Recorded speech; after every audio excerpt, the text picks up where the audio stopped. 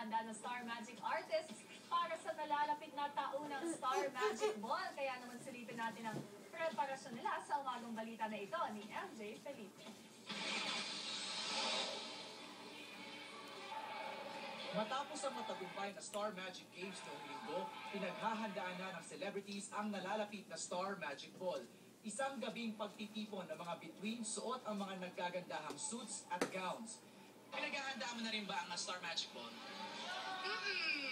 Medyo magsa-start ng diet sana. Sana yung may ina-achieve kasi ako, sana ma-achieve ko siya. So, Pero nakapag-fit ka na.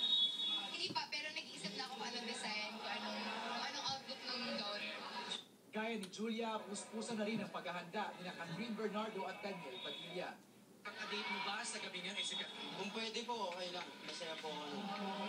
Hindi na nga maitago ni Daniel ang kanyang paghanga sa ka-love team na si Catherine. Sa August issue ng Star Studio Magazine, inamin ng batang Padilla na ayaw niyang maging plastic sa kanyang nararamdaman sa dalaga. Kinuwento rin niya ang istorya sa likod ng kanyang mala Justin Bieber na buhok. Nasanay si Daniel na nakataas ang kanyang buhok noon, pero dahil hindi ito nagustuhan ni Catherine, pinaba niya ito. Binahagi rin ng mga magulang ni Daniel na sina Carla Estrada at Romel Padilla ang growing up years ng batang aktor. MJ Felipe para sa Umagang Balita. Alam ko September pa yung Star Magic Ball na yan, pero mukhang nagsisimula na nga mag-jet o para nagsesiksihan ng mga artists na yan pagdating ng ball. Eto naman, masayang hinarap ni Jessica Sa